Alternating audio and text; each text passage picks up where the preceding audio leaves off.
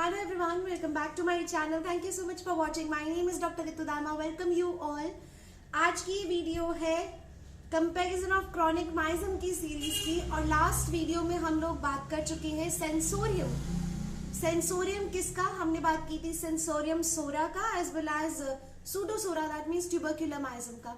आज मैं आपसे बात करूंगी sensorium that means the head and the headache vertigo of syphilis and साइकोसिस। तो आज हम इस सीरीज को कंटिन्यू करते हैं और बात करते हैं हेडेक कैसा होता है सिफिलिस माइज्म में, साइकोसिस माइज्म में, और किस तरह से चक्कर किस तरह से होते हैं वो सब चीजें। सोरा में मेजरली हम बहुत सारी चीजें कर चुके हैं, बहुत तरह के पेन उसमें आते हैं, बहुत सारी मोडालिटीज हैं और आपको बहुत सारी चीजें मिली जैसे मॉर्निंग एग्रीवेशन होता है, साथ में गैस्ट्रिक सिम्टम्स बहुत सारे होते हैं सोरा के हेडेक में, वर्टिगो में जब उनको चक्कर आते हैं। और आज हम बात करेंगे सिफिलिस का किस तरह का मोडालिटीज होती है, साइकोसिस माइज्म की किस तरह की मोडालिटी होती है। I hope that you enjoy this video. If you really enjoy it please hit the like button, share this video, ज्यादा से ज्यादा प्लीज शेयर कीजिए इस वीडियो को ताकि ज्यादा लोगों को मेरे चैनल के बारे में पता चल सके और हमारी होम्योपैथी फैमिली और ज्यादा बढ़ सके। चलिए बात करते हैं सेंसोरियम की ऑफ सिफिलिस एंड साइकोसिस। सबसे इम्पोर्टेंट पार्ट आता है सिफिलिस और साइकोसिस में जो सिम्टम्स है उसमें वर्टिगो कैसा है, बट मेजरली जो चक्कर आने का प्रॉब्लम है वो साइकोसिस एंड सिफिलिस में नहीं है। चक्कर जिस भी तरह के चक्कर आते हैं वो सारे सोरा माइज्म के अंदर कंसिडर किए जाते हैं, तो आपको वर्टिगो बहुत ही कम सिफिलिस माइज्म का या साइकोसिस माइज्म का मिलेगा। हेडेक की बात करें अगर हम, तो हेडेक हमेशा सिफिलिस माइज्म की एक बहुत इंपॉर्टेंट मोडालिटी है। हमेशा याद रखिएगा कोई भी फीचर हो, अगर वो रात के समय बढ़ रहा है, कोई भी फिजिकल प्रॉब्लम हो, सर दर्द हो, पैर दर्द हो, कोई भी प्रॉब्लम हो, इवन मेंटल एलिमेंट्स हो जो रात के समय बढ़ती हैं, that is very very important feature of syphilitic miasm. तो यहाँ भी जो हेडेक है वो नाइट में एग्रेवेट होता है, रात को बहुत ज्यादा बढ़ जाता है जैसे जैसे नाइट अप्रोच करती है। साइकोसिस और सिफिलिस में यही एक बहुत इंपॉर्टेंट सेक्शन है, सेगमेंट है, जहां पर आप देख सकते हैं कि किस तरह से हम दोनों को डिफरेंशिएट करेंगे। सोरा माइज्म में हमने देखा कि जिस तरह से सन चढ़ता है और ढलता है इस तरह से इसका पेन भी बढ़ता है और घटता है। सिफिलिस माइज्म में देख, अब हमारे पास बचा शाम का सारा टाइम और पूरी रात का टाइम, तो सिफिलिस और सोरा माइज्म इसी के बीच आते हैं।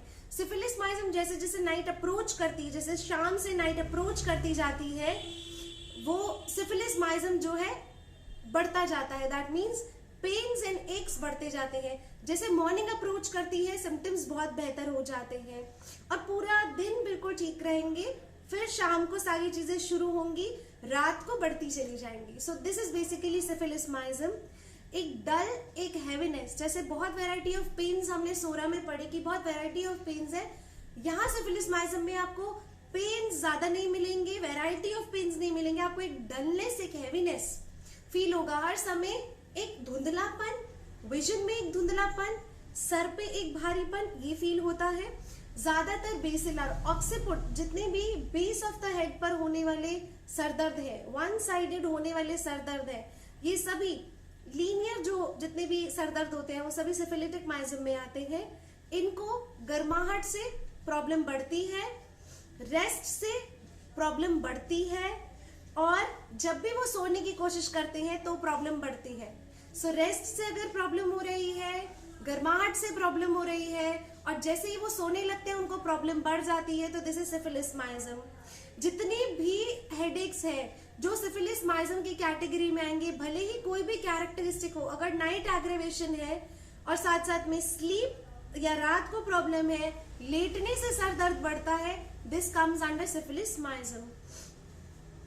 साइकोसिस माइज्म की बात करें, साइकोसिस बहुत इंपॉर्टेंट है क्योंकि इसमें आपको एक पर्टिकुलर फ्रंटल हेडेक मिलता है।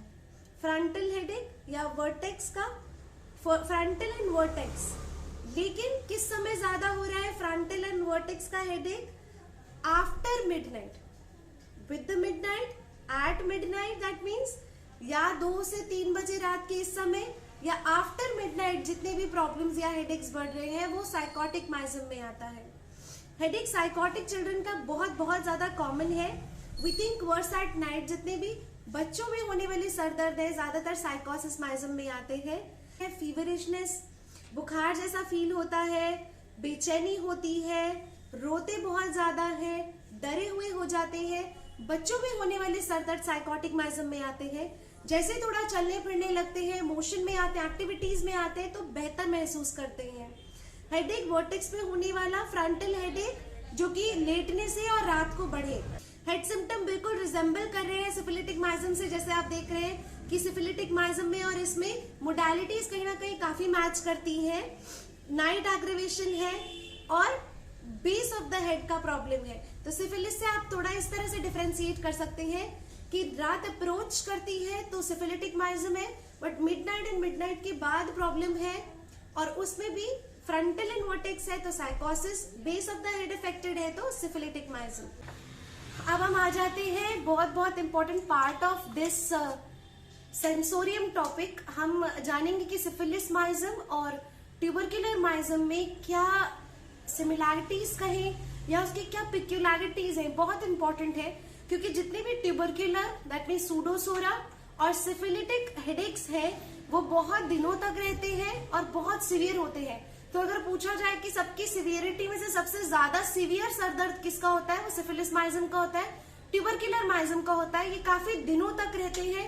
सेंसेशन ऐसी होती है जैसे किसी ने बैंड टाइट करके बांध दिया हो। सरदर्द के साथ साथ और भी बहुत सारे प्रॉब्लम्स होते हैं, जैसे कई बार सरदर्द ऐसा जिसमें बताया गया होगा कि आपने लेमन टर्म भी सुना होगा कि सर में पानी भर गया है।